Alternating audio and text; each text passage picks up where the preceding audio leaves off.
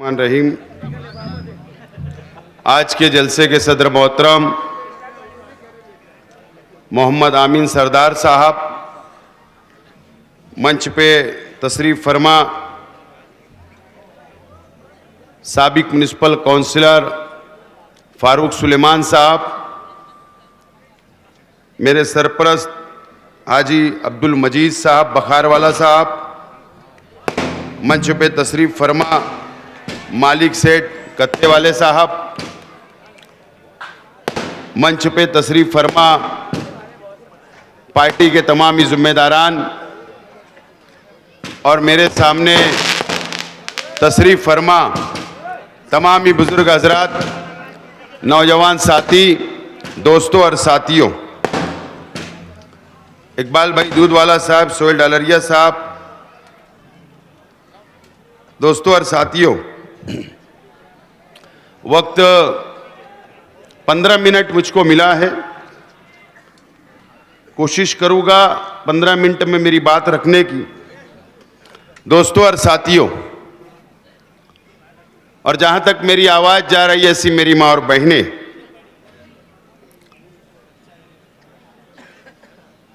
Maharashtra assembly का चुनाव 20 तारीख को होने जा रहा है और मालेगांव शहर की आवाम को अपना नुमाइंदा, अपना एमएलए आइंदा 5 साल के लिए चुनने का दिन अनकरीब आ रहा है और शहर की मां बहनों को, शहर के नौजवानों को, शहर की आवाम को फैसला करना है कि आइंदा 5 साल आपका नुमाइंदा कौन होगा। आज जिस इलाके के अंदर मैं खड़ा हुआ हूं, ये इलाका शहर का बहुत मशहूर इलाका है।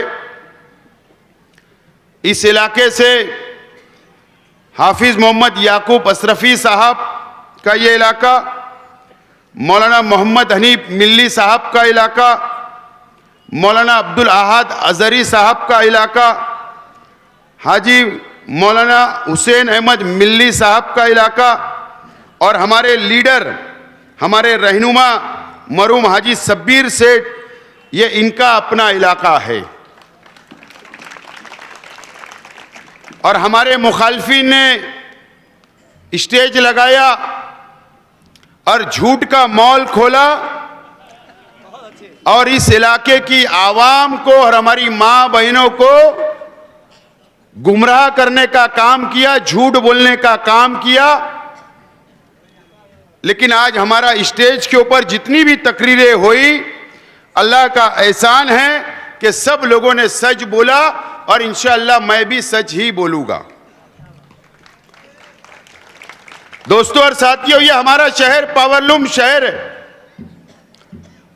हमारी अपनी सनत आज से 70 साल पहले इस चूना भट्टी के ऊपर सिर्फ 5 लूम चला करते थे और उससे पहले हैंडलूम चला करते थे। यह इलाका बुनकर भाइयों का है। यह हमारा मालेगांव शहर पावरलूम सनत से हमारे हजारों नहीं लाखों लोग रोजगार से जुड़े हुए हैं और ना आप लोगों को शेख आसिफ आपको रोटी देता है, ना खाना खिलाता है और ना मुफ्ती इस्माइल साहब और ना दूसरे उम्मीदवार आपको खाना खिलाएंगे। ये बात आप समझ लो।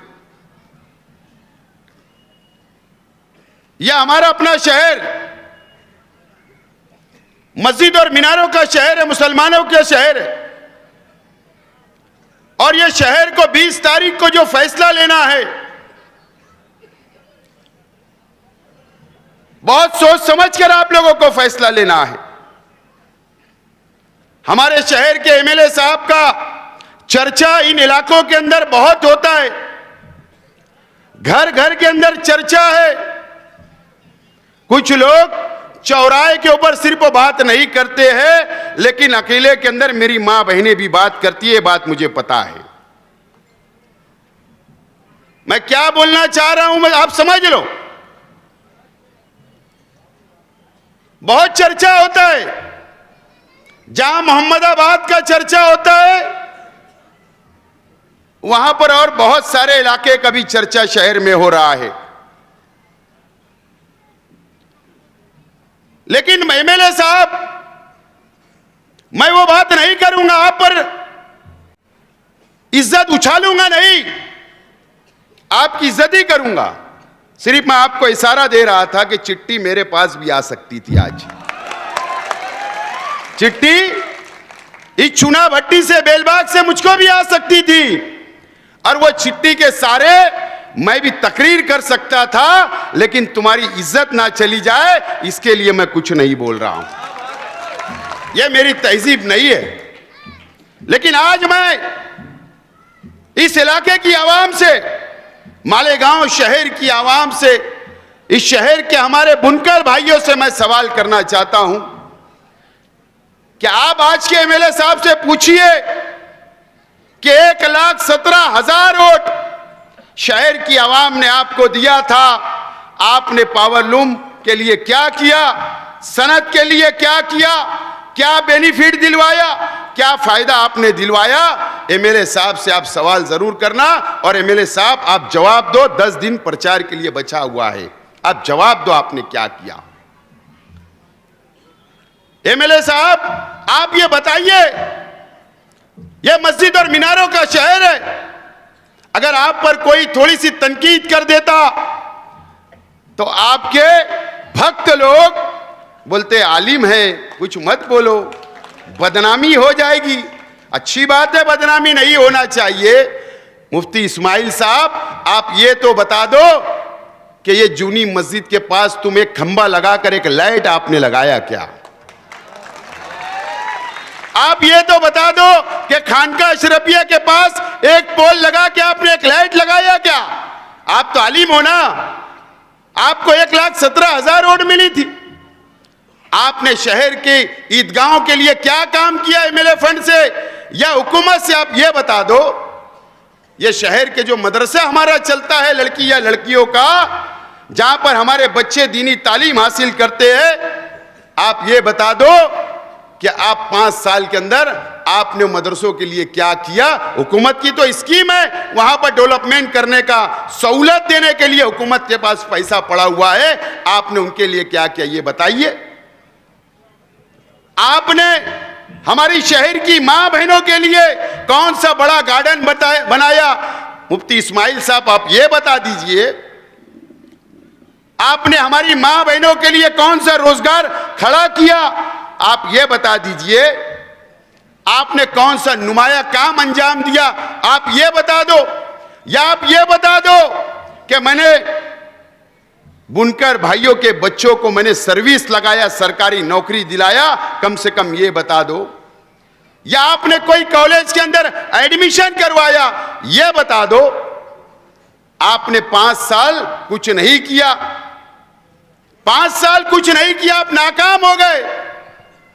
मुझे बताइए चूना भट्टी के लोग, इस इलाके के लोग, शहर की आवाम, कि 5 साल पहले 2019 के अंदर जब असेंबली का इलेक्शन था तो आपसे वोट मांगने घर घर आए, और उसके बाद से शहर के कोई गली के अंदर नजर नहीं आए, चूना भट्टी के ऊपर भी नजर नहीं आए।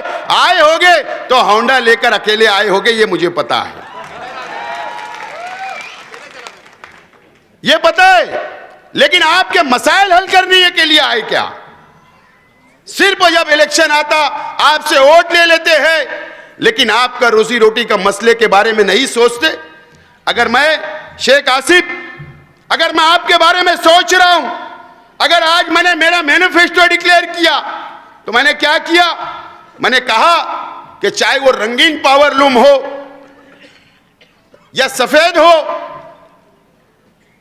24 लूम के कारखाने पर इंशाअल्लाह अगर आप लोगों ने मुझे कामयाब किया तो मैं कारखाने के ऊपर सोलार बैठाने का काम करूंगा।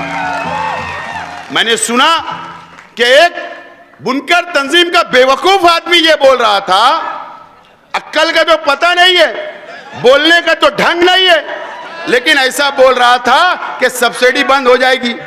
अबे बेवकूफ, अबे जब मीटर ही नहीं रहेगा, सोलार से बिजली मिलने वाली है, तो सब्सिडी का सवाल कहां से आया?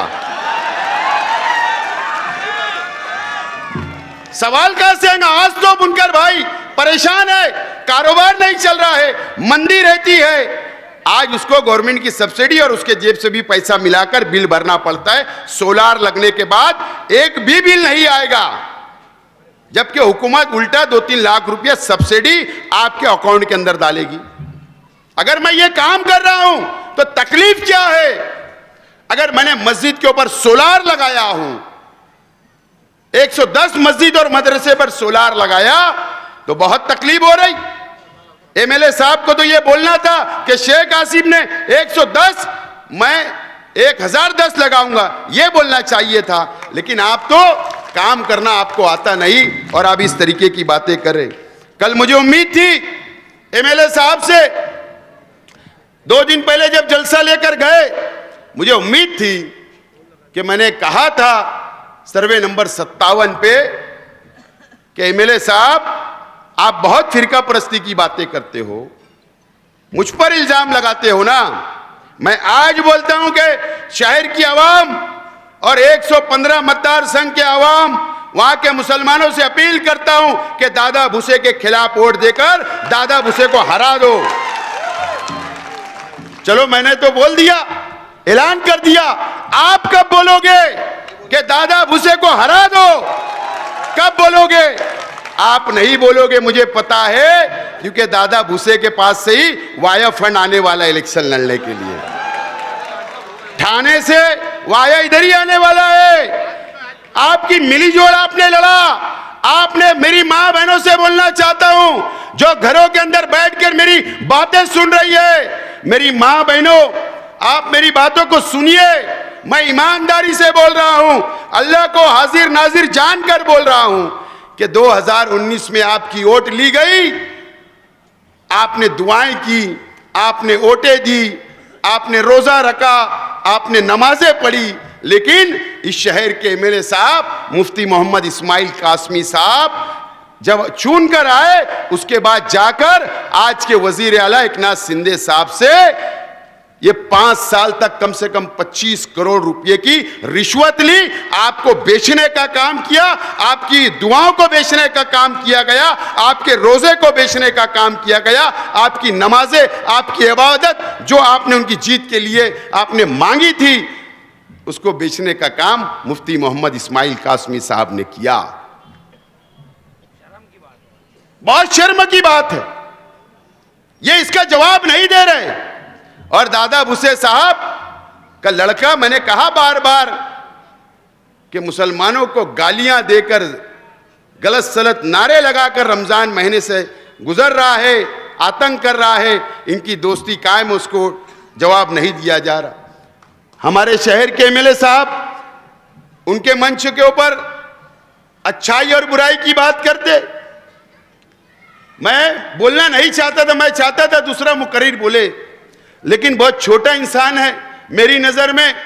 कोई एक अनीस नाम का था, जाने दो उनका लकब क्या है, बड़ी टोपी थी, इल्जामात लगे। मालूम है आपको, मेरी पार्टी में थे, मैंने पार्टी से क्यों अकाला पता है? मेरी मां बहनें भी सुन रही है, उस आदमी के खिलाफ में दारुल हनफिया सुन्निया से उनकी बहू ने उनके ऊपर इल्जाम लगाई थी, वो फतवा उनके खिलाफ लिखा। मैं ऐसे लोगों को मेरे मंच पे जगह नहीं है, नहीं है, तुमने लिया। तुम ऐसी बात करते हो, जाकर पूछिए रविवार वार्ड की आवाम से। फारूक सुलेमान साहब बैठे हैं, जब मैं इनसे मुलाकात करने के लिए जुमा के दिन गया, उसके आधे घंटे के बाद तुम्हारी पार्टी के लोग गुंडागर्दी करते वहां पर आए और डराने की कोशिश कर रहे। फारूक सुलेमान साहब है, उनका माजी आपको पता नहीं है, बहुत बहादुर इंसान है, वो डरने वाले नहीं है। ये फारूक सुलेमान साहब है। आपके मंच के ऊपर क्या क्या केस है? फायरिंग का केस 2-2, जमीन हथियाने का केस, एक बुनकर भाई के बच्चों को कत्ल करने का केस। ऐसे लोग तुम्हारे मंच से स्टेट करके और अच्छाई बुराई की बात करेंगे, अच्छाई और बुराई की। आगरा रोड के ऊपर जो कंपाउंड वाला है ना, आज मैं बोल रहा हूं, सुनिए, मेरी माँ बहने, ये शहर की दीनी तंजीमें, ये शहर के बाशऊर लोग, ये शहर की आवाम, ये बात को आप सुनिए। अच्छाई और बुराई की बात करते, वो शख्स का सगा भांजा जिसका नाम सांबे है, सांबे, मालूम है तुमको? एमडी पाउडर का, ड्रग्स का डीलर है, डीलर। मैंने कहा था कि मुझको उस रास्ते पे मत ले जाओ, और 2 से 3 महीना कौन से सुधारने वाले नशे में इतना लथपथ रहता था, बेच कर और पी कर, कि एक हॉस्पिटल के अंदर 2 महीना एडमिट था। ये बता तू हमारे से क्या सवाल करेगा? एमएलए साहब, आप पहले अपने मंच के ऊपर देखिए, नजर फिरा के, कि आप अपने गिरेबान में झांकिए अपने मंच के ऊपर, कि कैसे लोगों को बैठाकर आप अपना प्रचार कर रहे हो। अल्लाह का करम है, मालिक सेठ कत्ते वाले ऐसे नहीं आए। मेरा किरदार पसंद है, मेरा किरदार पसंद है। आमीन सेठ ये सदारत कर रहे, तो उनको पता है शेख आसिफ का किरदार। फारूक सुलेमान, मजीद हाजी साहब आए, तो उनको मेरा किरदार पता है। और अल्लाह का करम है, मालेगांव शहर के उलमा को भी, दीनी तंजीमों को भी, और शहर के मुसलमानों को भी शेख आसिफ का किरदार पता है। अगर मेरे किरदार के ऊपर आज तक तुम बोल नहीं पाए, मेरे पर आप मुझ पर इल्जाम नहीं लगा पाए, बात समझ लो। शेख आसिफ के लोग ऐसे, शेख आसिफ के लोग वैसे, इतना ही बोल पाए तुम। तो मैं आप लोगों से बोलना चाहता हूं कि अच्छाई बुराई के इलेक्शन नहीं है। शेख आसिफ आपको खाना नहीं देगा, मुफ्ती साहब नहीं देंगे। अपने बच्चों का मुस्तकबिल, हमारी सनत का मुस्तकबिल, हमारे मस्जिद और मीनारों का, शहर का मुस्तकबिल दीजिए मुझे मौका। मैं तैयार हूं आपकी खिदमत करने, मैं तैयार हूं। मेरे पास कोई भेदभाव नहीं, मेरे पास कोई बिरादरीवाद नहीं, मेरे पास कोई मसलकवाद नहीं, मेरे पास कोई गरीब और अमीर नहीं, कोई बुनकर और मजदूर नहीं। मैं सबको साथ लेकर चलना चाहता, मेरी माँ बहनों को साथ लेकर चलना चाहता। मैं आपसे अपील करता हूं कि 20 तारीख को रिक्शा निशान पर बटन दबाकर मुझको कामयाब करे। 3 नंबर बटन है। बहुत बहुत शुक्रिया। खुदा हाफिज।